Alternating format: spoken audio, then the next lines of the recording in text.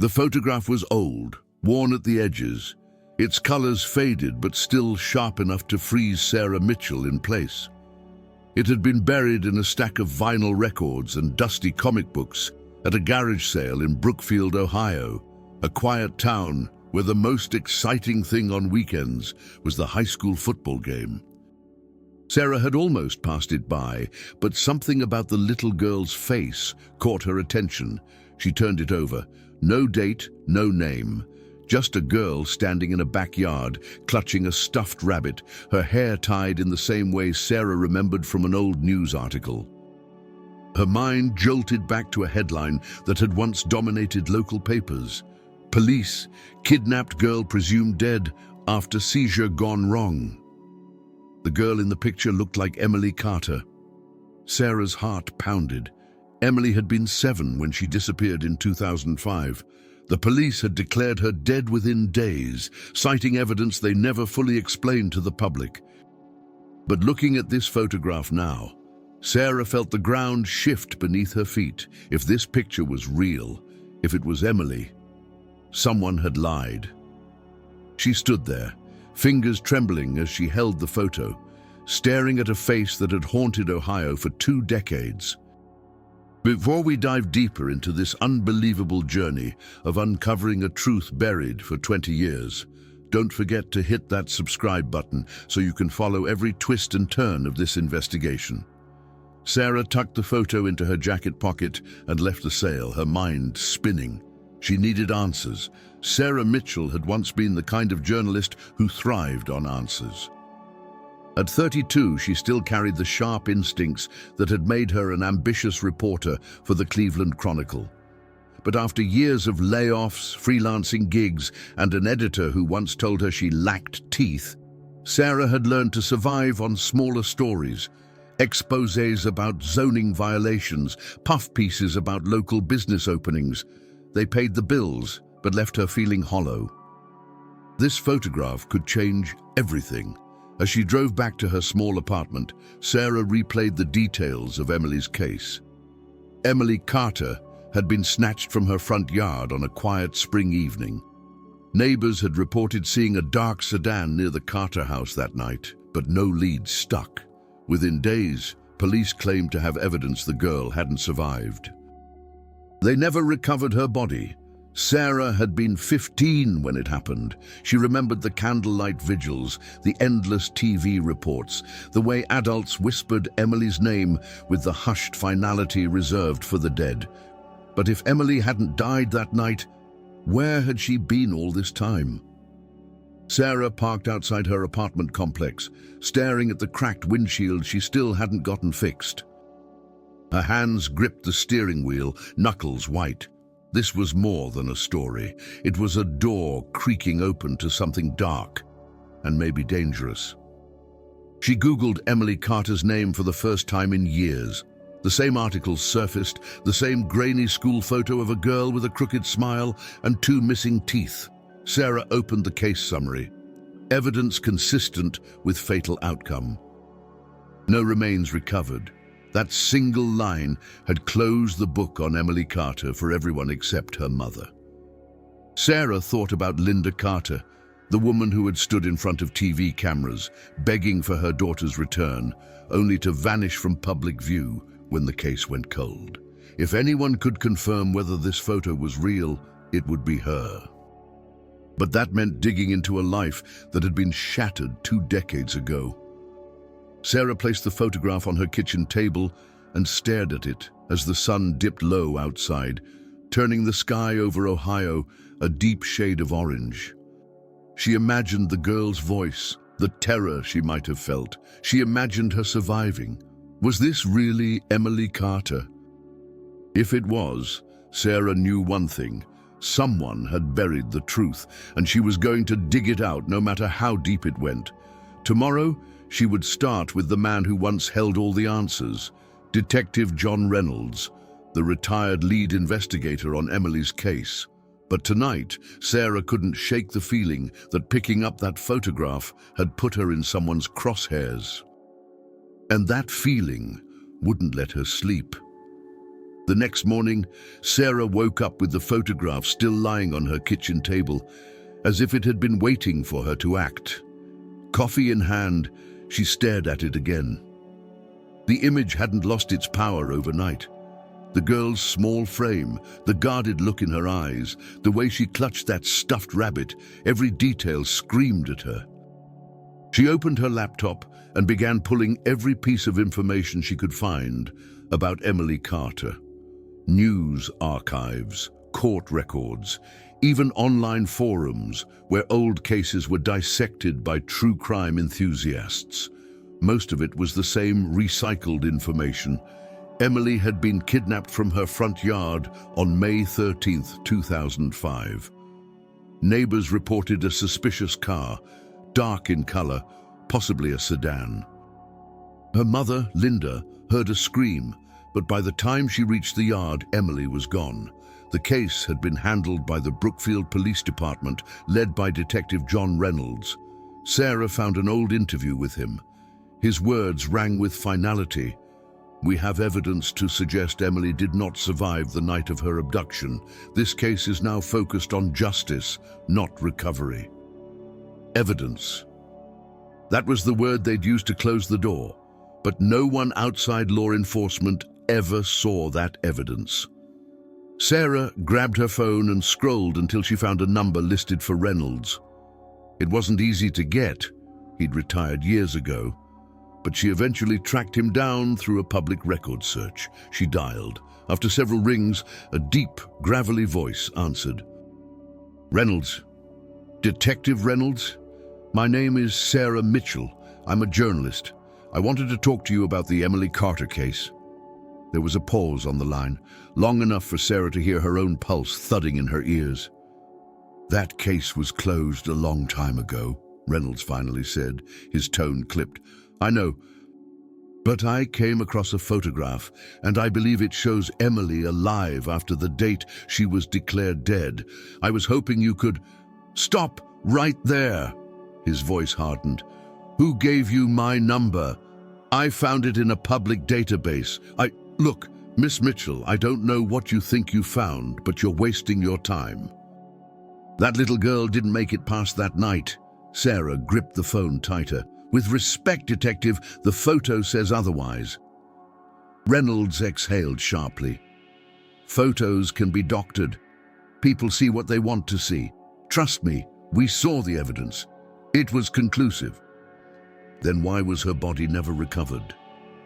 Another pause. "That's not something I can discuss with you." "Off the record," she pressed. "No, and don't call me again." The line went dead. Sarah slammed the phone down, frustration burning in her chest. It wasn't just that Reynolds refused to help. It was the way he sounded.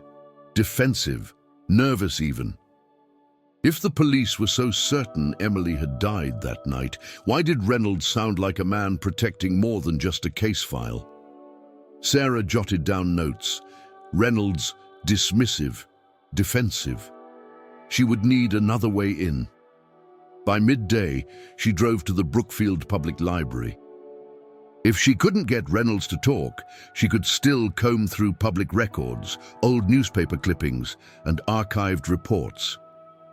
Inside, the smell of old paper and coffee mixed in the air, and Sarah settled into a corner with a stack of microfilm reels. Hours passed. Article after article painted the same story. Emily was presumed dead. No one charged, no closure. One piece caught her attention, a quote from Linda Carter, Emily's mother, 2 weeks after the abduction. "I don't care what they say. I know my little girl is still out there." Sarah leaned back in her chair. Linda Carter. She had to be next on her list. But the librarian, a silver-haired woman who'd been watching Sarah all afternoon, approached. "Researching the Carter case." Sarah blinked, caught off guard. "Yeah, you knew her." "Everyone in town did, poor thing. But honey, you might not like what you find if you keep digging." Sarah forced a polite smile. "Maybe not, but I have to know." As she left the library, Sarah felt the weight of eyes on her. Maybe it was paranoia, maybe not. Brookfield wasn't the kind of place where strangers went unnoticed, especially ones asking about old ghosts. She gripped her steering wheel as she pulled out of the lot. Reynolds wouldn't help. The police weren't opening any doors. That left one person who might give her answers: Linda Carter herself. But before she could get to Linda, Sarah knew she had to prepare. Because after 20 years, reopening this wound could make her some dangerous enemies. And the way Reynolds reacted, that confirmed one thing. Someone wanted Emily Carter to stay dead. Sarah sat in her car outside a weathered single-story house on the edge of town, fingers drumming against the steering wheel. The paint on the siding was peeling, the front porch sagged under years of neglect, and the blinds were drawn tight. It was exactly the kind of place people retreated to when the world had taken everything from them. This was Linda Carter's house. Sarah hesitated. She'd spent the past day preparing for this moment, rehearsing what to say, imagining how a woman who'd lost her daughter 2 decades ago might react to a stranger showing up with a photograph. But nothing felt right. How do you walk into someone's grief and ask them to relive it? She finally took a deep breath, grabbed the photograph from her purse, and stepped out of the car. The knock echoed through the still air. For a long moment, there was nothing. Then came the faint shuffle of footsteps. The door cracked open. A woman peered out, her face pale and worn, as if time had pressed its weight into every line and wrinkle. Linda Carter looked older than her years, with stringy grey hair pulled into a loose bun. Her eyes, though dulled by sorrow, still held a sharpness that made Sarah falter. "Can I help you?" Linda's voice was thin, cautious. "Mrs. Carter, my name is Sarah Mitchell. I'm a journalist. I'm not doing interviews," Linda cut in, already starting to close the door. "Please." Sarah quickly reached into her purse and held out the photograph. "I need you to look at this first." The door stopped mid-close. Linda stared at the photo, her expression unreadable at first. Then her hand trembled. Her other hand came up to her mouth as if to stifle a cry. "Oh my God," she whispered, taking the photograph with a reverence that nearly broke Sarah's heart. She ran her fingers over the image, tears welling in her eyes. That's my Emily." Sarah exhaled slowly. "You're sure?" Linda looked up at her sharply. "A mother doesn't forget her child's face." Sarah swallowed. "Mrs. Carter, when was the last time you saw her?" Linda let out a bitter laugh, one that sounded more like a sob. "When the police told me she was gone, they said she didn't survive the night. No body, no answers. Just, she's gone." "They said they had evidence," Sarah offered carefully. "They said a lot of things," Linda muttered, clutching the photo like it might vanish if she let go. "But they never told me what really happened. They wanted me to stop asking questions, to let her go." Sarah hesitated, then asked, "Do you believe she's still alive?" Linda's lips quivered. "I prayed for it every night for 20 years, and then I stopped because praying didn't change anything. But this..." She lifted the photo slightly. "This makes me wonder if I gave up too soon." They stood in silence, the weight of the moment pressing on both of them. "Can I come in?" Sarah asked gently. Linda hesitated, then opened the door wider. The interior was as worn as the outside, cluttered with unwashed dishes, stacks of unopened mail, and faded family pictures on the walls. It smelled faintly of dust and old coffee. "Sorry about the mess," Linda muttered, sinking into a frayed armchair. She stared at the photo again. "Where did you get this?" Sarah sat across from her. "At a garage sale in Brookfield. It was mixed in with old things. No name, no explanation. When I saw it, I thought of Emily." Linda's hand tightened around the photograph. Do you know what it means? If this is real, someone took her. Someone kept her alive. And they let me bury her in my mind while she was still out there. Her voice cracked, and Sarah didn't know what to say. She had come here for answers, but all she'd done was reopen a wound that had never truly healed. "Mrs. Carter," Sarah said carefully, "I want to help you find out the truth, but I can't do it alone. I need your help." Linda looked at her for a long time. Her expression hardened, a quiet resolve replacing the grief. "You want to dig up the past? Fine. But you'd better be ready for what you find," she said, "because the people who took my daughter, they're still out there."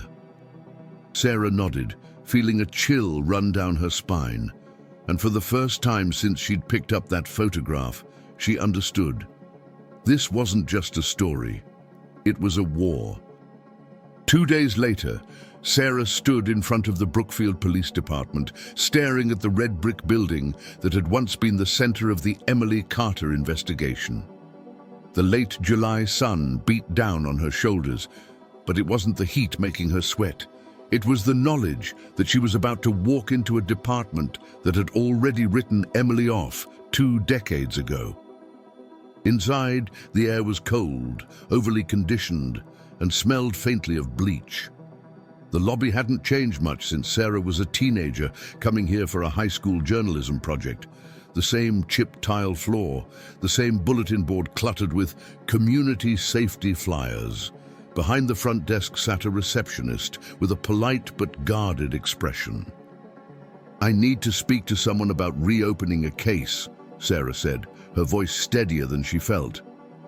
"Which case?" the receptionist asked, eyeing her skeptically.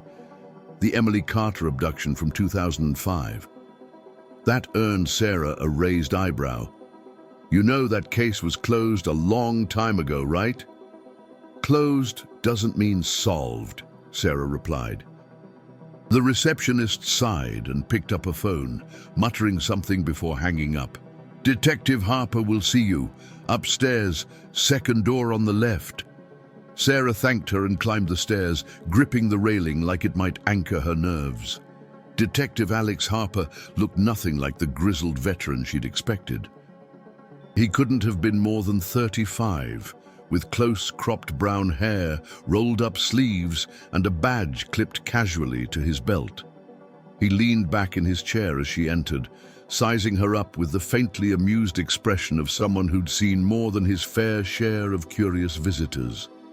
"You're the journalist," he said, his voice even but curious. "Have a seat." Sarah sat across from him and slid the photograph across the desk. "I found this at a garage sale. I think it's Emily Carter. The date, the age, it doesn't add up. If she died the night she was taken, how is this possible?" Harper studied the photo, his brow furrowing. "Where exactly did you find it?" "In Brookfield. A random sale." "It wasn't labeled, but I recognized her." He tapped the photo thoughtfully. "You know this department has been chewed up over this case. It's one of those that sticks, even when you want it gone. But the official position hasn't changed. The evidence pointed to a fatal outcome." Sarah leaned forward. "Evidence Reynolds wouldn't even discuss with me. Why would they close it without a body?" "Without answers?" Harper gave a half shrug. "You'd have to ask Reynolds. He was lead on the case." "I tried. He shut me down." A small smile tugged at Harper's mouth. "Sounds like Reynolds." Sarah's frustration boiled over. "Detective Harper, I know how this works. You don't declare someone dead in a kidnapping case without proof. If there was proof, then why keep it secret? And if there wasn't, why close it at all? Doesn't that bother you?" For the first time, Harper's casual demeanor cracked. He glanced at the photo again, then at Sarah. "Off the record? Yeah, it bothers me. Reynolds ran that case tight, too tight. It wasn't just about finding the girl, it was about making sure the department didn't look incompetent." "So, what are you saying?" Sarah pressed. "I'm saying there's a chance something got buried, maybe intentionally. Sarah felt a chill at his words. "Look," Harper continued, lowering his voice, "I can't officially reopen this case without a mountain of evidence, but I can take a look, quietly. Pull the old files. See if there's anything off." "Why would you help me?" Sarah asked, wary. Harper leaned back, folding his arms. "Because I grew up here.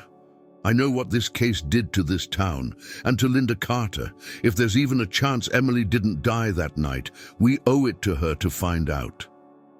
Sarah nodded, feeling the first flicker of hope. As she left the station, though, hope was tempered by unease. Her phone buzzed. A blocked number, she answered cautiously. "Hello?" A man's voice, low and cold. "Stop digging, Mitchell. Some things are better left buried." The line went dead. Sarah froze on the sidewalk, heart hammering in her chest. Harper was willing to help, but someone else out there wanted her silent. And whoever it was, they already knew her name. Sarah didn't sleep that night. The anonymous call replayed in her head, the voice echoing like a threat she couldn't shake. She tried to convince herself it was a prank, but the tone, calm, deliberate, told her otherwise. Whoever had called knew exactly what they were doing. By morning, her fear had hardened into something else, determination. If someone wanted her to stop, then she must be close to something worth hiding. She met Detective Harper at a small diner just outside town. It was the kind of place where the waitresses knew your order before you sat down, where truckers and retirees nursed bottomless coffee while trading stories about the good old days. Harper was already there, hunched over a cup of coffee and a pile of old case files. "You look like hell," he said without looking up. "Anonymous death threats will do that to you," Sarah replied dryly, sliding into the booth. That made him glance up, concern flashing briefly in his eyes. "You serious?" "Blocked number, male voice, told me to stop digging." Harper cursed under his breath. "You report it. To who?" "The same department that buried this case." "No offense, but I don't exactly feel protected." He couldn't argue with that. Instead, he pushed a file toward her. "I pulled what I could. It's thin, too thin for a case that supposedly had conclusive evidence. Most of what's here are statements from neighbors and Linda. No photos, no forensic reports, nothing that screams fatal outcome." Sarah flipped through the file. "That doesn't make sense." "Reynolds told me they had proof Emily didn't survive. Where is it?" "Either it never existed," Harper said grimly, "or it's in a drawer I can't access without a court order." Sarah's mind raced. So Reynolds could have kept key evidence sealed? "Or destroyed it," Harper added. She exhaled slowly. "You said you wanted to help. What's next?" Harper leaned in, lowering his voice. "Back then, there were rumors, nothing that made it into official reports, about a child trafficking ring operating across state lines. The timing lines up with Emily's abduction. If that's true, she might not have been killed. She might have been sold." The words made Sarah's stomach twist. "You think that's what happened to her?" she asked. "I think it's worth investigating," Harper replied. "But if those people are still around, poking at them could get dangerous fast. They don't like old skeletons being dug up." Sarah looked at him, reading the weight behind his words. He wasn't trying to scare her. He was warning her. "So how do we start?" "There was an orphanage in Michigan that shut down 2 years after Emily disappeared. Shady management, irregular paperwork." "I'll reach out to a contact who might help us dig into their records," Sarah nodded. "And I'll keep pressing Reynolds. If he's hiding something, I'll find a way to get him talking." They left the diner together, but as Sarah walked toward her car, she noticed something that made her freeze. A dark sedan parked across the street, windows tinted, engine running. Her pulse spiked. Harper noticed too. "Friend of yours?" "Not unless they like making threatening phone calls," Sarah said. The car didn't move as they got in their own vehicles. But when Sarah pulled onto the road, it slipped in behind her. She gripped the steering wheel, trying to stay calm. Block by block, the car stayed at a distance but never fell away. She finally turned onto a busy main road, weaving through traffic until the sedan lost sight of her. Only when she was sure she wasn't being followed did she pull into a gas station, heart pounding, hands shaking so hard she could barely hold the wheel. This wasn't paranoia anymore. Someone was watching her. That night, Sarah sat at her kitchen table with the photo in one hand and a glass of wine in the other. She thought of Emily, a little girl who might have spent the past 20 years lost in a nightmare. If she was alive, Sarah had to find her. But the people who'd taken Emily, they weren't going to let her go quietly. And now, Sarah wasn't sure they'd let her go either. The next morning, Sarah drove north. The orphanage Harper had mentioned, the St. Dymphna Home for Children, had been shut down in 2007 after a series of financial scandals and allegations of neglect. It sat in rural Michigan, tucked away on a back road between endless stretches of farmland and dense, shadowy woods. The building loomed as she approached, a crumbling relic of a place meant to protect children, but that instead had been left to rot. Its windows were boarded up, the front gate chained, and a faded sign still read, "A safe place for every child." Sarah couldn't help but shiver at the irony. She parked on the side of the road and stared at it. This was the first real lead they had. Harper arrived minutes later in an unmarked SUV. He gave her a curt nod as he stepped out, dressed in jeans and a baseball cap instead of his usual button-down. "We're not supposed to be here," he said plainly. "That's never stopped me before," Sarah replied. Harper smirked but didn't answer. They walked the perimeter, searching for a way in. Eventually, Harper pried open a side door with a crowbar he'd brought along. The air inside was stale, heavy with mold and decay. They stepped carefully over broken glass and peeling linoleum as they moved through the dark corridors. Old cribs and broken toys littered one room. In another, rusted filing cabinets were tipped on their sides, their contents long looted or destroyed. "This place feels wrong," Sarah murmured.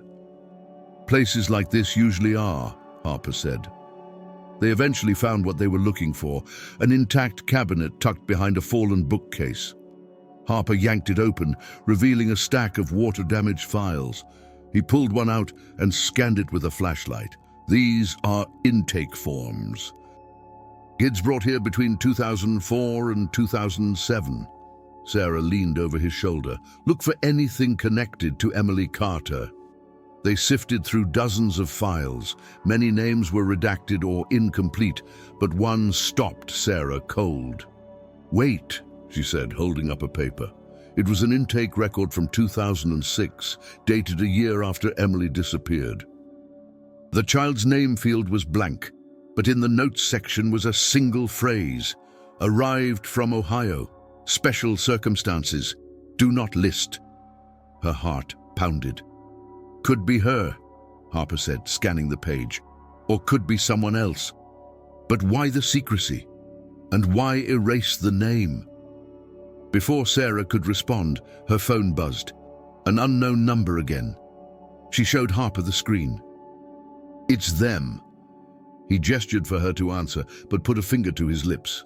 Sarah pressed the phone to her ear. "Hello? Didn't I tell you to stop digging?" The same calm, chilling voice as before. Sarah's throat tightened. "Who are you?" "You don't want to know. Turn around and walk away, or the next time you hear my voice, it won't be on the phone." The line went dead. Her hands shook as she lowered the phone. "They're watching us," Harper said quietly. He scanned the boarded windows. "Probably have been since we got here." "Then what do we do?" "We keep moving, but more carefully." They took photos of every document worth keeping before leaving the building, locking the door behind them. On the drive back, Sarah couldn't stop replaying the call. The voice wasn't threatening out of impulse. It was deliberate, like someone used to issuing warnings. By the time they reached Brookfield, dusk had settled over the town. Sarah drove straight to Linda Carter's house. Linda answered the door with a mix of surprise and weariness. "You found something." Sarah handed her a printed copy of the intake form. "We don't know for sure it's Emily, but it's a lead. Someone brought a child from Ohio here in 2006 and hid her identity. This could be her." Linda's hands trembled as she held the paper. "So she was alive?" "Maybe," Sarah said softly. "And if she was, someone made sure you never found out." Linda's expression hardened. "Then we find out who." Sarah nodded. But deep down, she knew this wasn't just about finding Emily anymore. This was about exposing something far bigger and far darker than either of them had imagined. The next day, Sarah sat in Harper's office, the blinds drawn tight and a stack of copied documents spread across his desk. The tension in the room was palpable, as though they'd crossed a line that couldn't be uncrossed. "I went over those orphanage files all night," Harper said, rubbing his temples. "There's a pattern. Kids from Ohio, Indiana, even Kentucky, brought in under special circumstances. No names, no proper records. And they all disappeared when St. Dymphna shut down." Sarah leaned forward. "Disappeared? As in adopted out?" "Not legally," Harper said grimly. "I think they were sold." The words made Sarah's stomach drop. "Trafficking," she said flatly. Harper nodded. "I think Emily was one of them." Sarah tried to steady her breathing. It was one thing to suspect Emily had survived, another to realize she'd likely been swallowed by a system designed to erase her. "Who ran St. Dymphna?" Sarah asked. Harper pulled a file from the stack. "A woman named Margaret Hensley. On paper, she's a social worker with decades of experience, but she had ties to multiple shell organizations, all linked to the same funding source." "Which is?" Harper hesitated. "That's where it gets bad. Some of those shell accounts trace back to former law enforcement." Sarah blinked. "Wait. Are you saying someone in law enforcement was feeding kids into that place?" Harper finished. The room felt colder. Sarah's mind flashed to Reynolds, his clipped words, his refusal to talk, the way he'd shut her down. "Reynolds," she whispered. Harper didn't answer right away, but his silence was telling. "He was lead on the case," Sarah continued. "If anyone knew about this, it would have been him. And if he was involved," Harper added, "then it explains why this whole thing was buried." Before Sarah could respond, Harper's office phone rang. He answered, listened for a moment, then frowned. "Yeah, I'll be right there." He hung up and looked at her. "They want me downstairs." "Routine check-in." Sarah nodded, but as soon as he left, she pulled out her phone and dialed Reynolds. It went to voicemail. She left a message, her voice sharper than she intended. "Detective Reynolds, it's Sarah Mitchell. I know you're avoiding me, but I'm not going away. I found the St. Dymphna records. I know there's more to Emily Carter's case than you told the public." "Call me back." She hung up, her pulse racing. 10 minutes later, her phone buzzed with a text from an unknown number. "You talk too much." She froze. Her first instinct was to run to Harper, but before she could, she heard his voice in the hallway. He returned, looking tense. "We've got a problem. Reynolds knows we're digging. Word's out." Sarah frowned. "How?" Harper shook his head. "Doesn't matter. Point is, if he's as connected as we think, we need to be careful. He won't just roll over." Sarah's frustration bubbled over. "Then let's confront him. Force him to admit what happened." Harper gave her a look. "You don't just confront a guy like Reynolds. Not without backup. Not when you're accusing him of covering up trafficking." Sarah's phone buzzed again. Another text from the same number. "Last warning, drop it." She showed Harper the messages. His jaw tightened. This isn't just intimidation anymore. They're tracking you. And you think Reynolds is behind this? Sarah asked. I think Reynolds is part of something big enough to scare us both. That night, Sarah drove home with the gnawing sense that every shadow was watching her. She double-locked her door, set her phone on the nightstand, and tried to convince herself she was safe. But at 2 a.m., the sound of glass shattering jolted her awake. She scrambled for her phone, heart pounding. Footsteps inside her apartment. "Who's there?" she shouted, her voice cracking. Silence. Then the front door slammed and the footsteps retreated. She crept into the living room, shaking. A window had been smashed, and on her kitchen table sat the photograph of Emily. But this time, there was a note attached. "You're next." Sarah's breath hitched. Whatever she and Harper had uncovered, it wasn't just a story anymore. It was a war, and the other side had just declared it. Sarah didn't bother calling Harper right away. She drove straight to his house in the dead of night. When he opened the door, bleary-eyed in a t-shirt and sweatpants, she shoved the note into his hands. "They broke into my apartment," she said, her voice shaking. "They left this." Harper read it, his jaw tightening. "You're lucky they didn't leave you." Sarah dropped onto his couch, running her hands over her face. "What do we do now? We can't go to your department. If Reynolds has people inside..." "We don't," Harper cut in. "Not yet." "Then what?" she demanded. "Because I can't just sit here waiting for them to come back." Harper sat across from her, rubbing his chin. "We need leverage. Something big enough that if we go public, they can't bury it. Something that connects Emily directly to this network." Sarah pulled out her laptop and opened the photos they'd taken at St. Dymphna. That intake form, the one for the unnamed child from Ohio, it's vague, but what if there are more records? Something they didn't have time to destroy when they shut the place down. "Possible," Harper said, "but if they're this protective, those records aren't sitting in a filing cabinet. They're in someone's personal collection, someone who doesn't want them found." Sarah hesitated. "Margaret Hensley." Harper nodded. "She ran the place. If anyone has them, it's her." Sarah's stomach churned. "And if she does, she's probably as dangerous as Reynolds." "Then we'll tread carefully," Harper said. It took them 3 days to track Hensley down. She lived 2 hours away in a quiet suburb of Detroit. Her name tucked into public records under a new address. Her house was modest, unassuming, the kind of place you'd never associate with child trafficking. "Let me talk to her first," Harper said as they parked down the street. "If she's willing to cooperate, great. If not, we'll figure something out." They approached the house, Harper leading the way.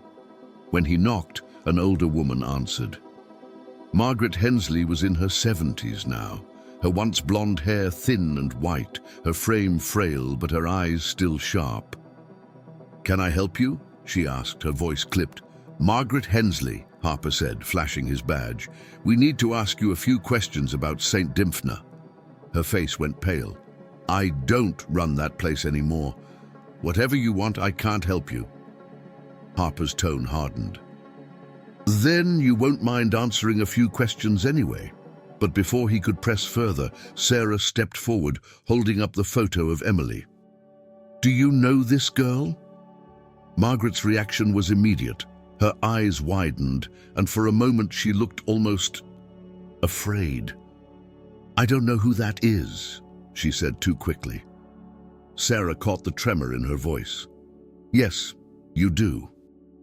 She was brought to St. Dymphna in 2006 under special circumstances. Why was her name erased?" Margaret's lips tightened. "You need to leave." Harper stepped between them. "We can do this the easy way, or I can come back with a warrant and make it a lot worse for you." Margaret hesitated. Her hands trembled.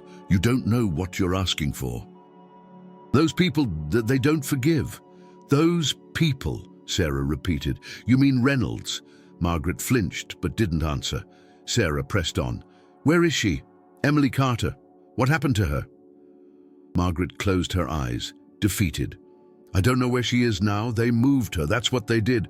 They moved the children so no one could find them. But yes, she was alive when she came to me. And she wasn't the only one. The air in the room grew heavy. Do you still have records? Harper asked. Margaret nodded slowly. Some. I kept them as insurance. Where? Harper asked. Margaret glanced toward a locked cabinet in the corner. But if I give them to you, they'll know. And if they know, we're all dead. Sarah met Harper's eyes. They didn't have a choice. We'll protect you, Harper said. Margaret gave a bitter laugh. No one can protect me from them. But she walked to the cabinet anyway, unlocked it, and pulled out a thick folder. This is everything I kept. Names, dates, transfers. But once you see this, you can't unsee it. Sarah took the folder, her hands trembling.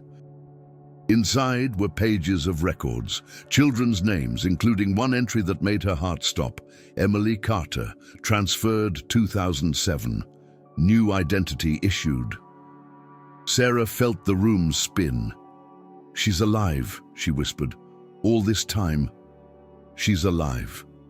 Harper put a steadying hand on her shoulder. Then we find her. But as they left with the folder, Sarah couldn't shake the feeling that every step they took was being watched. And now that they had proof, the people they were chasing would do anything to make sure the truth never saw the light of day. The folder sat on Sarah's lap like a live wire, each page inside a spark of truth that could burn everything down. Harper drove in tense silence, his knuckles white on the steering wheel. They both knew they had what they needed, evidence of a trafficking network, names of children, and, most importantly, confirmation that Emily Carter hadn't died in 2005. But buried in the folder was something even more explosive, a current address. Emily Carter, transferred 2007. New identity issued, Abigail Foster. She wasn't a ghost. She was out there, living under a name that wasn't hers. We go to the address, Sarah said finally, breaking the silence. Harper shook his head. It's not that simple. If she's with them, showing up unannounced could get us both killed or get her moved again before we can do anything. So what's your plan? Sit on this?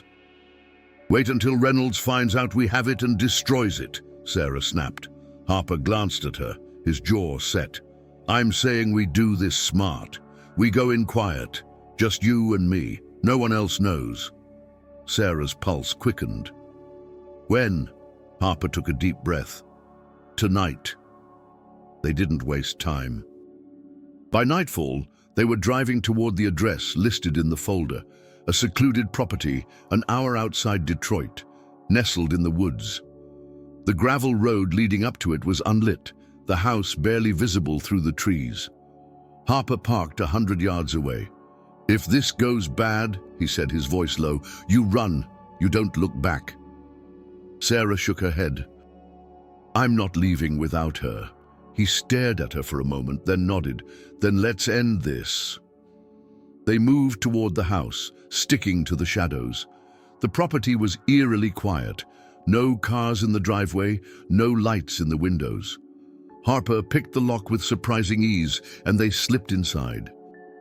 The interior was sparse, mismatched furniture, bare walls, and a faint smell of cleaning supplies, as though someone had tried to erase the house's history. Then they heard it, a creak upstairs. Harper motioned for Sarah to stay back, but she followed anyway, her heart hammering in her chest. At the end of the hallway was a closed door. Harper knocked softly. Abigail? My name's Alex. I need to talk to you. Silence. Then a quiet voice. Who sent you? Sarah stepped forward. Emily, is that you? The door opened just a crack. A young woman stood there, maybe 27 now, her dark hair falling over her face, eyes wide with suspicion. She looked so much like the girl in the photograph that Sarah's breath caught. "My name isn't Emily," she said flatly. "Yes, it is," Sarah said softly. "Your name is Emily Carter. You were taken when you were 7. We've been looking for you." Emily's eyes flicked to Harper, then back to Sarah. "You shouldn't be here. If they find you, we can protect you," Harper said. "But you need to come with us, right now." Emily hesitated, her hand tightening on the doorknob. "You don't know what they'll do." "Then help us stop them," Sarah said. "Help us make sure they can't do this to anyone else." For a moment, Sarah thought Emily would shut the door, but then the young woman stepped out, clutching a small duffel bag. "I've been waiting for someone to come," she whispered. "I just didn't think anyone ever would." Before they could move, headlights flashed through the window. A car was coming up the drive. "Go!" Harper hissed, pulling Emily toward the stairs. They bolted out the back, crashing through the woods as the sound of doors slamming echoed behind them. Shouts followed, men's voices, angry and urgent. Sarah ran harder than she ever had in her life, branches tearing at her arms. Harper led them to the car, and they piled in as the dark sedan from before tore into the driveway.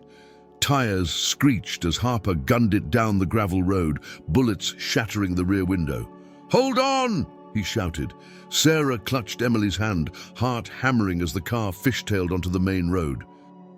They didn't stop driving for miles. When they finally pulled into a well-lit gas station, Harper turned to Emily.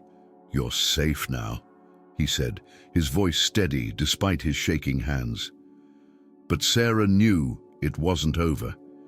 If they'd just ripped Emily out of their hands, the people behind this wouldn't stop coming. And now, it wasn't just about exposing the truth. It was about surviving long enough to tell it. They drove through the night, not stopping until they reached a safe house Harper arranged through a trusted contact in the state police. Someone far outside Reynolds Circle. It wasn't much. A small cabin off a dirt road, tucked behind layers of trees, but for now it was sanctuary. Inside, Emily sat curled on the edge of the couch, her duffel bag at her feet, staring blankly at the floor. She hadn't said a word since they fled the house. Sarah knelt in front of her, speaking softly. "Emily, I know this is overwhelming, but you're safe now. You're not alone anymore." Emily looked up, tears brimming. "I don't even know who I am anymore.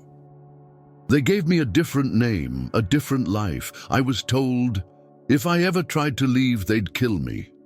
Sarah swallowed hard. "You don't have to live in fear anymore. We're going to take this public. We're going to tell your story. And we're going to make sure the people who did this can't hurt anyone again." Emily's lips quivered. "You can't. They have people everywhere. Cops, judges. They own everything." Harper crouched beside them. "Not everyone. There are still people who want justice, and we've got enough evidence now that they can't bury it. Not this time." Sarah reached for Emily's hand.